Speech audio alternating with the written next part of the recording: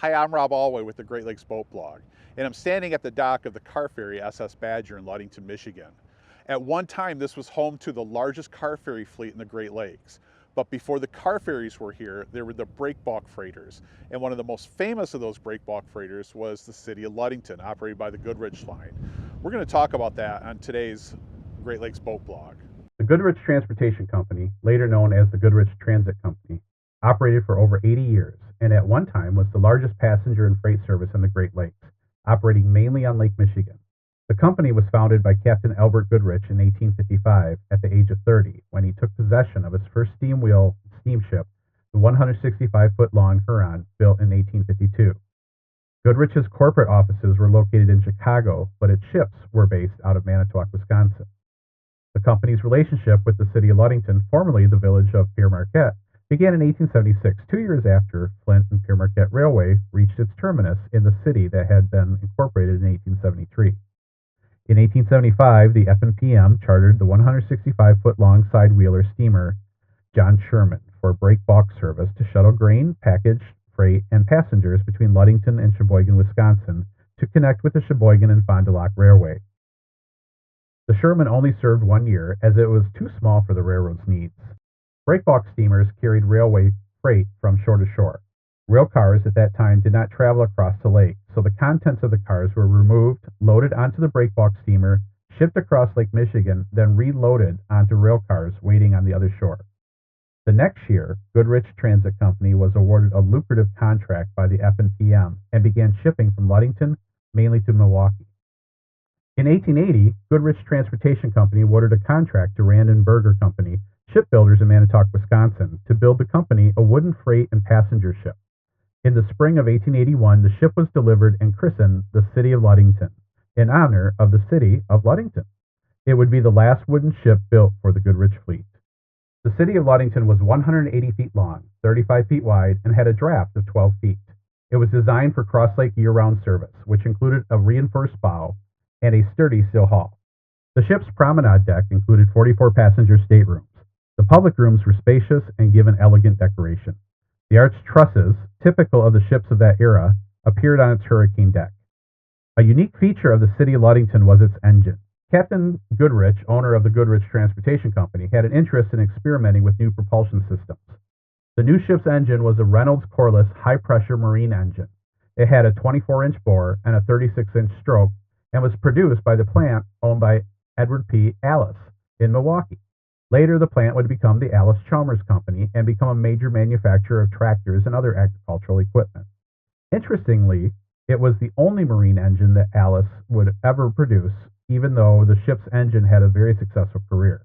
The City of Ludington's first winter proved its sturdiness. The winter of 1881 to 1882 was severe. The ship spent over a month stuck in the ice traveling up and down the eastern Lake Michigan shoreline. While on an eastbound crossing, the City of Ludington became entrapped in a huge ice floe as it approached the Michigan shore.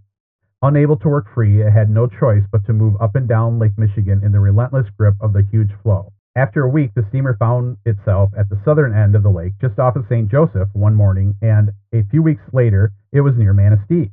In that length of time, it had traveled over 150 miles without its shaft turning a single revolution.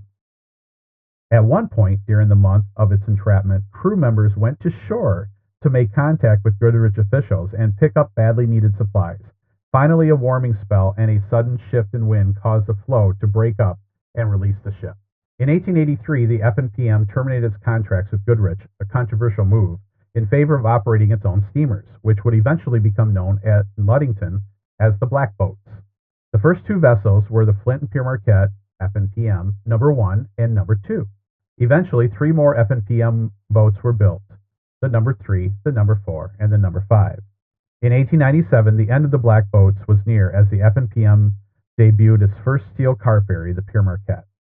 By 1903, after the formation of the Pere Marquette Railway, which included the absorption of the F&PM, the car ferries had completely replaced the Black Boats.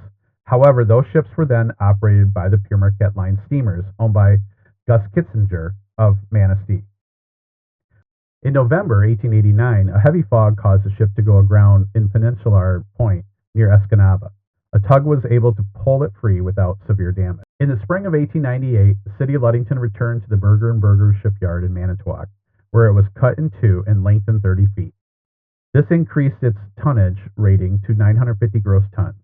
After 18 years of service, the coreless engine was removed and replaced with a larger power plant that had been built at the Dry Dock Engineering Company in Detroit. During the 1898 rebuild, the public rooms, staterooms were completely renovated and improved. When the work was completed, the ship was renamed Georgia, likely a snub to the Flint and Pierre Marquette Railroad. It was assigned the Chicago to Mackinac Island route, departing every Monday afternoon at 2 p.m., making its first stop in Milwaukee, and then other ports on Lake Michigan's west shore. When it departed Mackinac Island, it would depart for White Lake in Muskegon County, departing there on Sunday night with an arrival in Chicago early Monday morning. In 1914, the Georgia underwent another extensive overhaul. This time it received new Scotch boilers, but retained its engine that had been installed in 1898. After the overhaul, Georgia was no longer used in winter service, and as a result was laid up each winter at Manitowoc. During its layup in the winter of 1919 and 1920, it had its last and most unique misfortune. Georgia was moored in the Manitowoc River at the Goodrich dock under the bluff in the upper harbor. Its starboard side was to the dock, and it was made secure with the usual extra lines and a wire cable. During the night of February 19, 1920, the ice in the river began to move and pulled the caulking from its hull planking. As a result, water poured into the steamer and filled and sank. The next morning, Georgia rested on the river bottom with a sharp list to its port side. The ship was pumped out, raised, and taken to dry dock for new hull caulking. After a thorough interior cleaning, it was ready again to resume its role as a Goodrich summer boat. During the summer of 1920, Goodrich sold the ship to the Crosby Line for $75,000. Its new owners placed it on the Cross Lake service out of Muskegon until 1925, when it sold to Pierre Marquette Line steamers and operated between Manistee, Ludington, and Milwaukee, thus ending its career operating to the city it was originally named after. In 1927, Georgia was declared obsolete and laid up at Manistee. Captain John Rowan purchased Georgia and towed it to Sturgeon Bay for dismantling. After removal of its machinery and most of its topsides and interior, the bare hull was sold to a group that was developing a new stone quarry on Summer Island, located just north of Washington Island in Door County, Wisconsin. On arrival at Summer Island, Georgia was filled with stone and sunk to help form a loading dock for the new quarry, ending the illustrious career of the 47-year-old ship, originally named City of Ludington. Thank you for listening to today's podcast. Great Lakes Boat Blog is written and produced by myself, Rob Alway, of Media Group 31, in partnership with Savo Points Media. All material is copyrighted.